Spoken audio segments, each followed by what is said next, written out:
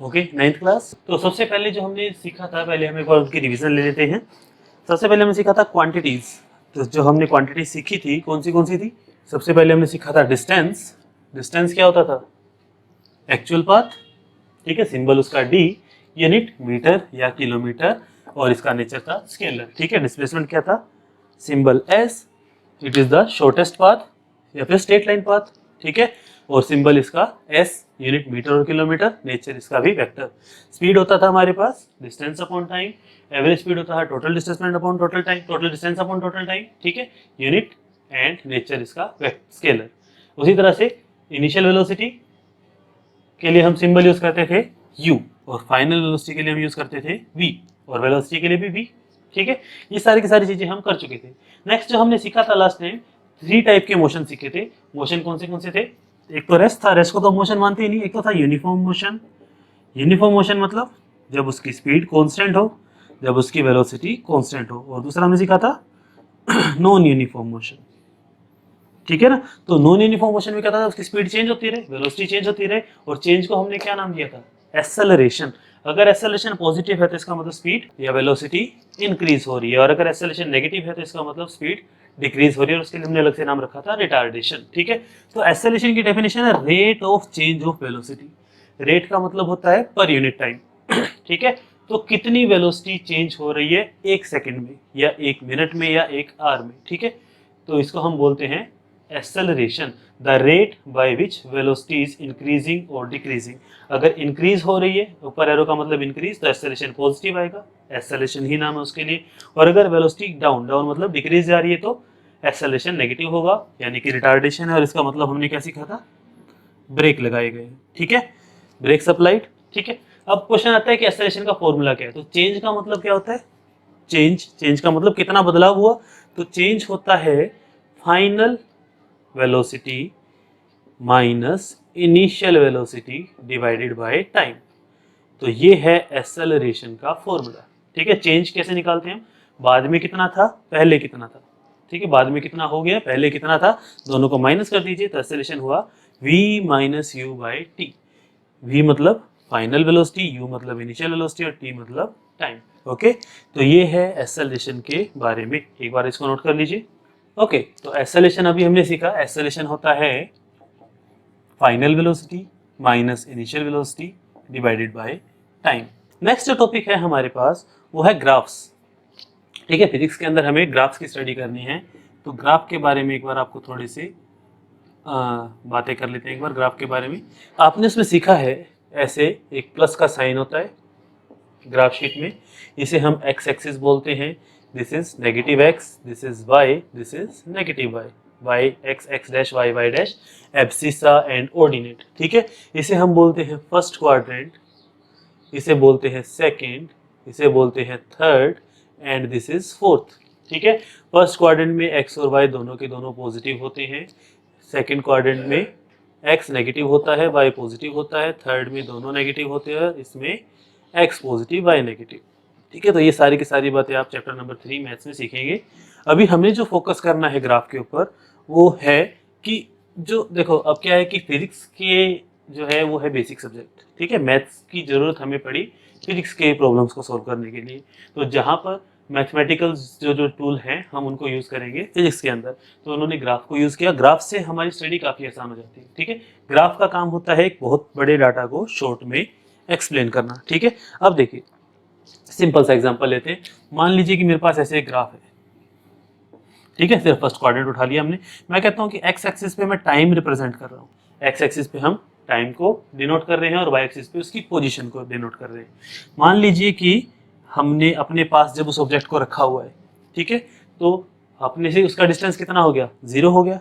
ठीक है, फिर 1 metre, 2 metre, 3 metre, 4 metre, 5 metre, 6 metre, 1 second, 2, 3, 4, 5, 6। ठीक है, अब एक पर्सन उसको बोलता है कि इसको 1 मिनट में हम 1 सेकेंड में 1 मीटर दूर ले जाएंगे। ठीक है, तो जैसे ही 1 सेकेंड बीता तो ऑब्जेक्ट कितना दूर चला गया? 1 मीटर। जैसे ही 1 सेकेंड बीता तो ऑब्जेक्ट कितना दूर चला गया? 1 मीटर। जैसे ही 2 सेकेंड बीते तो ऑब्जेक्ट कितना दूर चला गया? तो आंसर है 2 मीटर। उसी तरह से 3 सेकंड पे 3 मीटर, 4 सेकंड पे 4 मीटर। ठीक है, ये है ग्राफ। पोजीशन टाइम ग्राफ हमें बताता है कि उसकी टाइम के साथ उसकी पोजीशन कैसे चेंज हो रही है। ठीक है, तो ये हमारा ग्राफ का नेचर है। ओके, ठीक है, ये ग्राफ ऊपर की तरफ जा सकता है। ठीक है, देखिए टाइप्स ऑफ ग्राफ हमारे पास कौन से आ सकते हैं इसके अंदर। पहला आ सकता है इस तरह से, या फिर ग्राफ हो सकता है इस तरह से। ठीक है, या फिर ग्राफ हो सकता है ऐसे, या फिर ग्राफ हो सकता है ऐसे। ठीक है, या फिर ग्राफ कैसे हो सकता है, ऐसे भी तो हो सकता है, पॉसिबिलिटीज आर देयर। ठीक है ना, तो ग्राफ से हमें क्या क्या पता लगता है, इससे हमें पता लग रहा है कि जैसे जैसे हम इस तरफ जाएंगे ये वाला पॉइंट भी इंक्रीज होगा। ठीक है, कैसे, मान लीजिए कि ये है 2, ये है 4, ये है 6, तो x और y, जब x की वैल्यू 2 है तो y की वैल्यू क्या थी, तो हम इसको ऊपर ले जाते हैं, ये y की वैल्यू थी। जब x की वैल्यू 4 है तब y की वैल्यू क्या है, तो देखो जब ये 2 से 4 हुआ तो ये इंक्रीज हुआ डिक्रीज हुआ, इंक्रीज हुआ, तो इसको हम क्या बोलते हैं, इंक्रीजिंग ग्राफ, इंक्रीजिंग ग्राफ। ठीक है, ये जो नेम्स हैं ये हमने अपने उसके अकॉर्डिंग बना रखे, कन्वीनियंस के अकॉर्डिंग। कभी आप इनको बुक्स में ढूंढो कि इंक्रीजिंग ग्राफ नाम की तो कोई चीज ही नहीं है। ठीक है, ये सिर्फ समझने के लिए। ओके, उसी तरह से अगर हम यहाँ पे बात करते हैं तो ये बताओ, दिस इज, मान लीजिए 2, दिस इज 4, दिस इज 6, तो 2 के ऊपर y की वैल्यू कितनी, ये वाली है, 4 के ऊपर ये वाली है, 6 के ऊपर ये वाली है। तो जब ये इंक्रीज हो रहा है तो ये तो डिक्रीज हो रहा है, तो ये क्या आ गया, डिक्रीजिंग ग्राफ। उसी तरह से जब ये 2, ये 4, ये 6, 2 के ऊपर इसकी वैल्यू ये, 4 के ऊपर भी ये, तो ये ग्राफ कौन सा था, कांस्टेंट ग्राफ। ठीक है, कांस्टेंट ग्राफ, कांस्टेंट इसमें क्या है, y एक्सिस कांस्टेंट है, x इंक्रीज हो रहा है, और इसके अंदर x एक्सिस कांस्टेंट है और y इंक्रीज हो रहा है। ठीक है, इसके अंदर ये क्या है, ये वेरिएबल ग्राफ है। देखो इसमें कभी ज़्यादा इंक्रीज हो रहा है, कभी कम इंक्रीज हो रहा है, तो ये सारे के सारे अपने पास क्या है, डिफरेंट वेराइटीज ऑफ ग्राफ है जो आपको फिजिक्स में देखने को मिलेंगे। ठीक है, अब हम ग्राफ की थोड़ी सी और स्टडी आगे बढ़ाते हैं, एक बार आप इसको नोट कर लीजिए। ओके, तो ये है हमारे पास 3 टाइप के ग्राफ जो हमें इस चैप्टर में पढ़ने हैं, पोजीशन टाइम या डिस्प्लेसमेंट टाइम ग्राफ। तो इसमें क्या होगा, हम पोजीशन और टाइम के बीच में ग्राफ बनाएंगे कि टाइम के अकॉर्डिंग उसकी पोजीशन कैसे चेंज हो रही है, या उसको हम डिस्प्लेसमेंट टाइम ग्राफ भी बोलते हैं। ठीक है, फिर हम बोलते हैं वेलोसिटी टाइम ग्राफ। वेलोसिटी मतलब rate of change of displacement, कि डिस्प्लेसमेंट किसके अकॉर्डिंग चेंज हो रहा है। ठीक है, तो टाइम जैसे जैसे इंक्रीज होता है उसके अकॉर्डिंग वेलोसिटी में क्या क्या चेंज आता है। और थर्ड है एक्सेलरेशन टाइम ग्राफ। ठीक है, तो ये 3 टाइप के ग्राफ है जो आपको करने हैं। इसके अंदर देखिए हम क्या है, एक्स एक्सिस पे हम मोस्टली टाइम एक्सिस यूज करते हैं। ठीक है, हालांकि ऐसा कोई हार्ड एंड फास्ट रूल नहीं है, आप इसको इधर भी यूज कर सकते हैं, लेकिन ज्यादातर बुक्स में, मोस्टली बुक्स में एक्स एक्सिस पे टाइम एक्सिस यूज किया हुआ है, तो उसके अकॉर्डिंग ही हम कर लेते हैं। ठीक है, अदरवाइज आप इसको इधर यूज करेंगे तो भी आंसर सेम ही आएगा। ओके, पोजीशन, वेलोसिटी और एक्सेलरेशन, वाई एक्सिस पे हम कभी पोजीशन यूज करते हैं, कभी वेलोसिटी और कभी एक्सेलरेशन यूज करते हैं। ठीक है, तो इस टाइप से हमें ग्राफ जो है अभी स्टडी करनी है, तो देखते हैं इसमें किस टाइप के हमारे पास ग्राफ्स आएंगे। ठीक है, आप एक बार इसको नोट कर लीजिए। ये है हमारे पास ग्राफ्स जो हमें स्टडी करने हैं। एस टी, एस का मतलब डिस्प्लेसमेंट, टी का मतलब टाइम। ठीक है, एस टी ग्राफ हमें स्टडी करना है। उसके बाद हमें करना है वी टी, वी टी मतलब वेलोसिटी टाइम, ए टी मतलब एक्सेलरेशन टाइम ग्राफ हमें स्टडी करने हैं। तो हम अभी सभी के सभी ग्राफ बना के देखते हैं कि किसके अंदर कैसा ग्राफ बनता है। ठीक है, तो रेस्ट मतलब, जब रेस्ट का मतलब क्या है, जब ऑब्जेक्ट नहीं चल रहा, जब वेलोसिटी 0 है। ठीक है, स्पीड 0 है, उसको हम क्या बोलते हैं, रेस्ट बोलते हैं। तो ऑब्जेक्ट हमसे जितना दूर है उतना ही दूर रहेगा। ठीक है ना, ऑब्जेक्ट अगर हमसे 2 मीटर दूर है तो 2 मीटर दूर रहेगा, 5 मीटर दूर है तो 5 मीटर दूर रहेगा, क्योंकि स्पीड तो उसकी 0 है। स्पीड होती तो आगे चलता ना। ठीक है, स्पीड 0 है, स्पीड 0 का मतलब टाइम बढ़ेगा लेकिन स्पीड तो 0 ही रहेगी। ओके, और एक्सेलरेशन क्या होता था, एक्सेलरेशन होता था v minus you by T. v मतलब बाद में स्पीड कितनी, u कितनी, u मतलब बाद, पहले स्पीड कितनी, और t टाइम। तो बाद में उसकी स्पीड 0, पहले स्पीड 0, टाइम कितना भी हो 0 minus 0 upon time, this is also 0।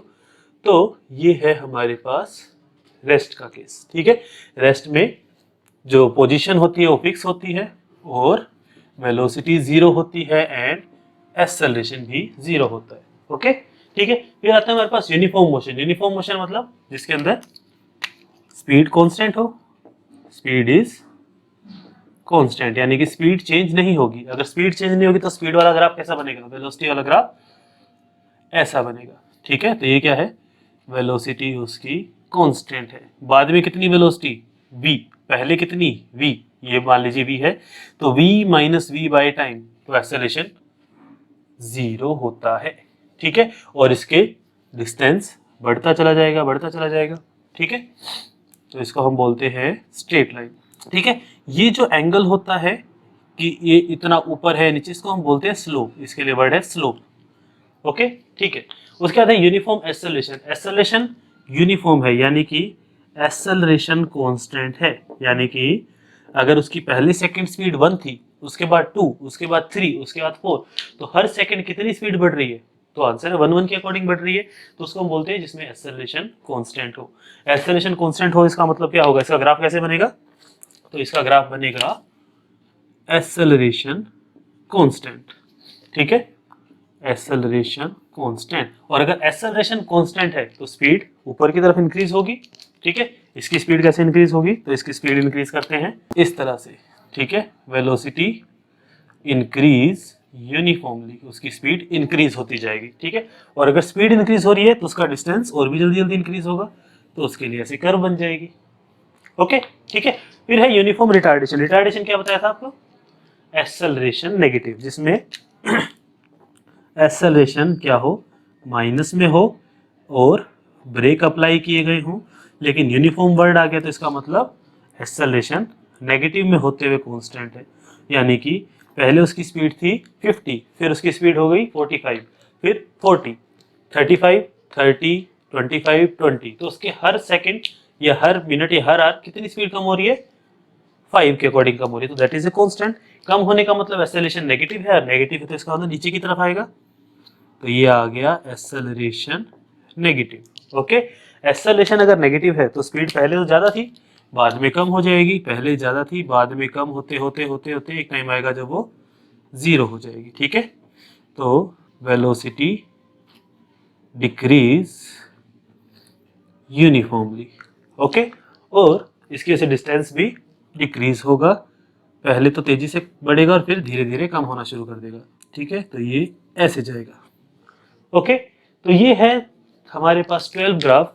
ये ग्राफ आपको अच्छे से पता हो, ताकि देखते ही आपको पता लगे कि मोशन किस टाइप का। ठीक है, तो ये है हमारे पास एक्सेलरेशन कांस्टेंट एंड पॉजिटिव, और ये है हमारे पास एक्सेलरेशन कांस्टेंट एंड नेगेटिव। ठीक है, एक बार आप इनको नोट कर लीजिए अच्छे से।